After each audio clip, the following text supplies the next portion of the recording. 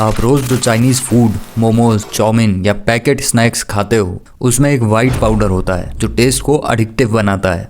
नाम है अजीनोमोटो यानी MSG।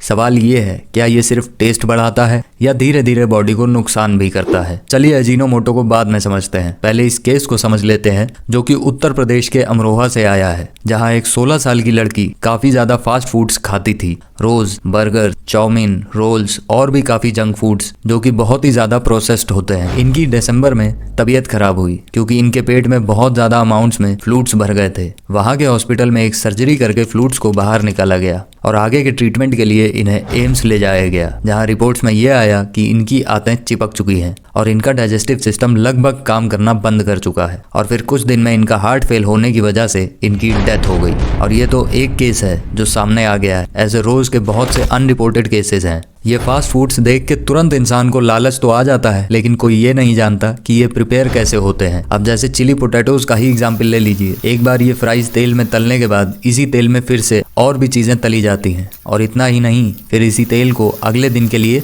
रख के फिर से इसी तेल में तला जाता है। तो ऐसे बार बार वही तेल यूज करना, बिना हाथ धोए चीजें हाथ से बनाना और कोई भी हाइजीन ना फॉलो करना, लो ग्रेड ऑयल्स यूज करना। और ये बात आप जान के शॉक हो जाएंगे कि जितनी भी वेजिटेबल्स ये लोग यूज करते हैं वो पूरे दिन की बची हुई सब्जियां जो कि सब्जी वालों के पास रह जाती हैं सड़ी हुई, उनको बहुत ही कम रेट्स में खरीद के यूज किया जाता है। एक और हार्मफुल सब्सटेंस जो इसमें यूज होता है वो है अजीनोमोटो। अजीनोमोटो का साइंटिफिक नेम है मोनोसोडियम ग्लूटामेट MSG।